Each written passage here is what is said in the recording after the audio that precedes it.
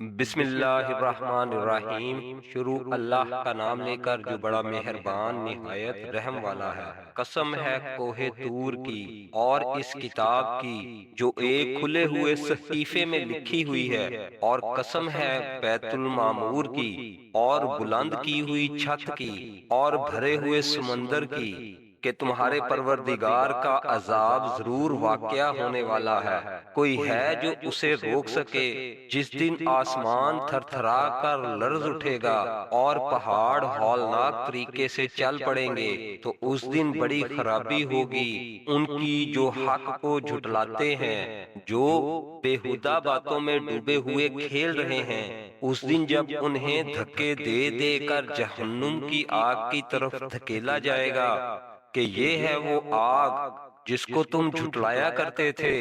بھلا کیا یہ جادو ہے یا تمہیں اب بھی کچھ نظر نہیں آ رہا؟ داخل ہو جاؤ اس میں، پھر تم صبر کرو یا نہ کرو تمہارے لیے برابر ہے، تمہیں انہی کاموں کا بدلہ دیا جائے گا جو تم کیا کرتے تھے۔ متقی لوگ بے شک باغوں اور نعمتوں میں ہوں گے۔ ان کے پروردگار نے انہیں جس طرح نوازا اور ان کے پروردگار ہی نے انہیں دوزخ کے عذاب سے جس طرح بچایا، اس کا لطف اٹھا رہے ہوں گے۔ ان سے کہا جائے گا کہ خوب مزے سے کھاؤ پیو ان اعمال کے صلے میں جو تم کیا کرتے تھے۔ وہ ایک قطار میں لگی ہوئی اونچی نشستوں پر تکیہ لگائے ہوئے ہوں گے، اور ہم بڑی بڑی آنکھوں والی حوروں سے ان کا بیاہ کر دیں گے۔ اور جو لوگ ایمان لائے ہیں اور ان کی اولاد نے بھی ایمان میں ان کی پیروی کی ہے، تو ان کی اولاد کو ہم انہی کے ساتھ شامل کر دیں گے،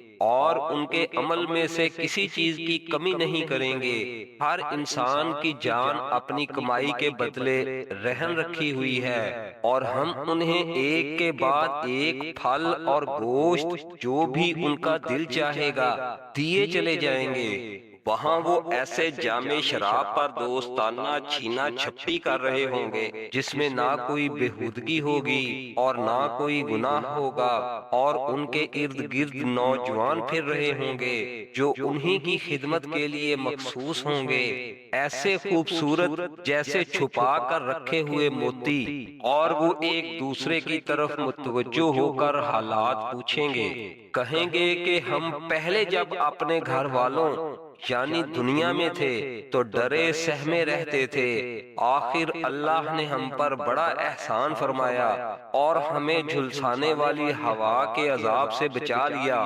ہم اس سے پہلے اس سے دعائیں مانگا کرتے تھے، حقیقت یہ ہے کہ وہی ہے جو بڑا محسن بہت مہربان ہے۔ لہٰذا اے پیغمبر تم نصیحت کرتے رہو، کیونکہ تم اپنے پروردگار کے فضل سے نہ کاہن ہو نہ مجنون۔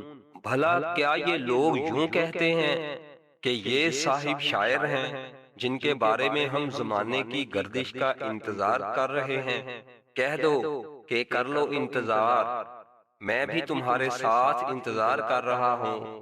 کیا ان کی عقلیں ان کو یہی کچھ کرنے کو کہتی ہیں، یا وہ ہیں ہی سرکش لوگ؟ ہاں، کیا وہ یہ کہتے ہیں کہ ان صاحب نے یہ قرآن خود گھڑ لیا ہے؟ نہیں، بلکہ یہ ضد میں ایمان نہیں لا رہے۔ اگر یہ واقعی سچے ہیں تو اس جیسا کوئی کلام گھڑ کر لے آئیں۔ کیا یہ لوگ بغیر کسی کے آپ سے آپ پیدا ہو گئے، یا یہ خود اپنے خالق ہیں، یا کیا آسمان اور زمین انہوں نے پیدا کیے ہیں؟ نہیں، بلکہ اصل بات یہ ہے کہ یہ یقین نہیں رکھتے۔ کیا تمہارے پروردگار کے خزانے ان کے پاس ہیں، یا وہ داروغہ بنے ہوئے ہیں، یا ان کے لیے کوئی سیڑھی ہے جس پر چڑھ کر یہ عالم بالا کی باتیں سن لیتے ہیں؟ اگر ایسا ہے تو ان میں سے جو سنتا ہو وہ کوئی واضح ثبوت تو لائے۔ کیا اللہ کے حصے میں تو بیٹیاں ہیں اور بیٹے تمہارے حصے میں آئے ہیں، اور کیا تم ان سے کوئی اجرت مانگ رہے ہو جس کی وجہ سے یہ تاوان کے بوجھ میں دبے جا رہے ہیں، یا ان کے پاس غیب کا علم ہے جسے یہ لکھ لیتے ہیں؟